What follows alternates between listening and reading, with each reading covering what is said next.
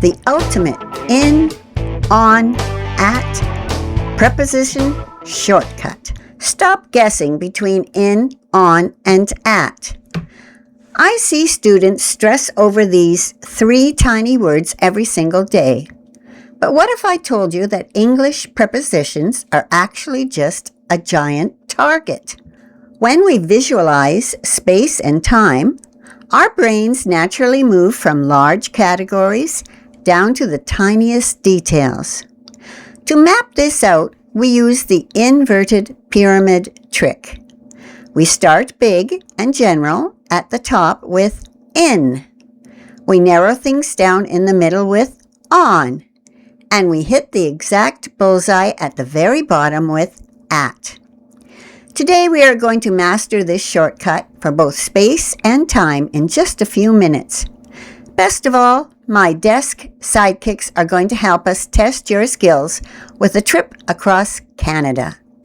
Let's look at where this clever trick actually comes from. Fun fact, this upside-down triangle trick isn't a modern grammar invention. It is actually a centuries-old Canadian communication hack.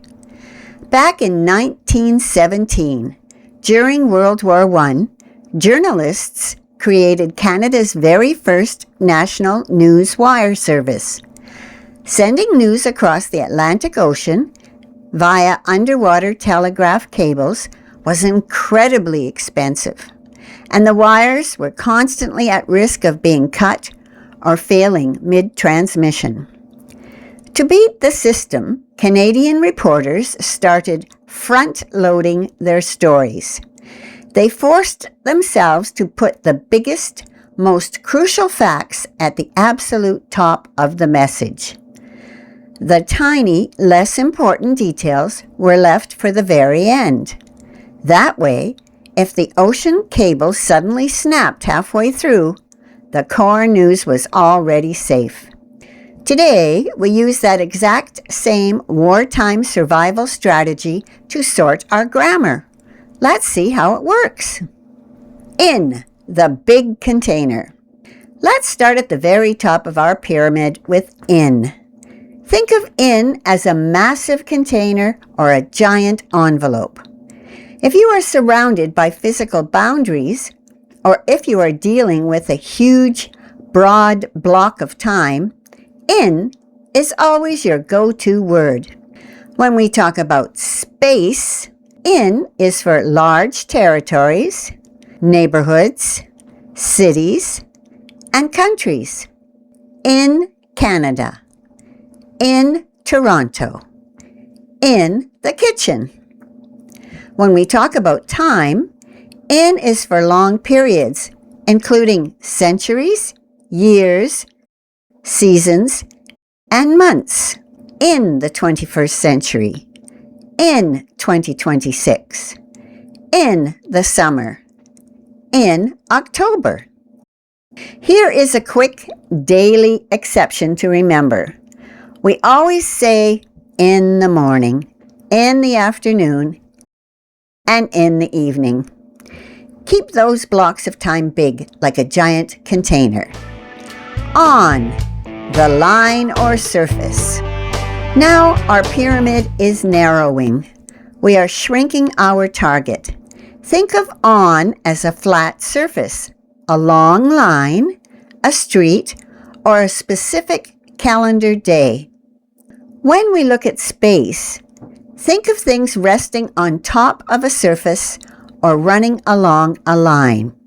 On the table, on the wall, on Broadway Street. When we look at time, on is strictly reserved for specific days and exact calendar dates. On Monday, on my birthday, on June 11th, on Christmas Day. Think of your phone screen. Because it is a flat physical surface, you are always on Instagram, on YouTube, or on a website. At, the exact bullseye. Finally, we hit the absolute bottom of the pyramid. At is your specific bullseye. We use it when we want to point directly to an exact target in space or a precise singular second on a clock.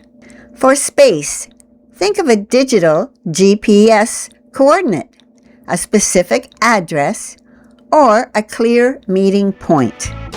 At 455 King Street. At the bus stop. At the front door. For time, think of a precise clock explosion, the exact moment an alarm goes off. At 3:30 p.m. At midnight. At noon. Here is a tricky shift to watch out for. Remember how we use in for the morning, afternoon, and evening? Well, the moment the sun goes down, English flips the rule. We always say, at night.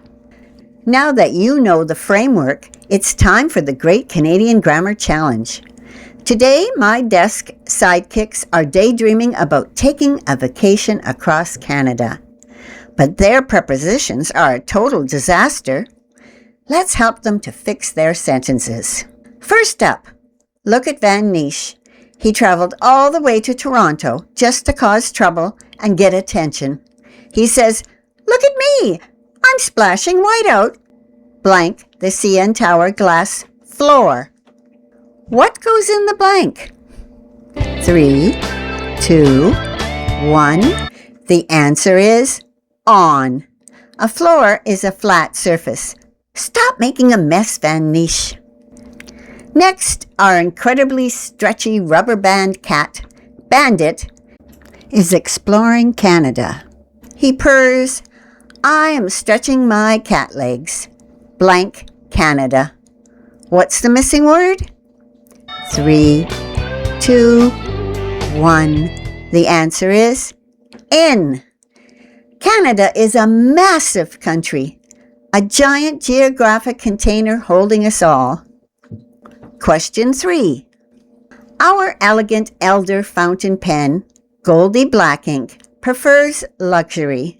She gracefully notes, "I'm staying, blank, the Fairmount Chateau Laurier in Ottawa." Which preposition fits her stylish destination? 3, 2, 1. The answer is at. A specific building or hotel is a precise point on a map. Truly elegant, Goldie.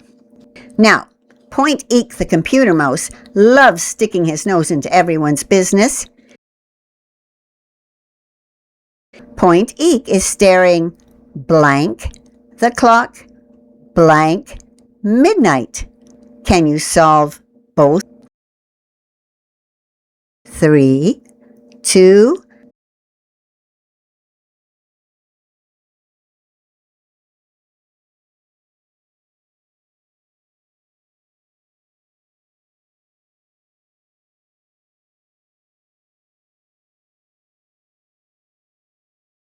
Wait a minute, Wacky the paintbrush just bounced in, and you know Wacky absolutely loves weird exceptions and oddities.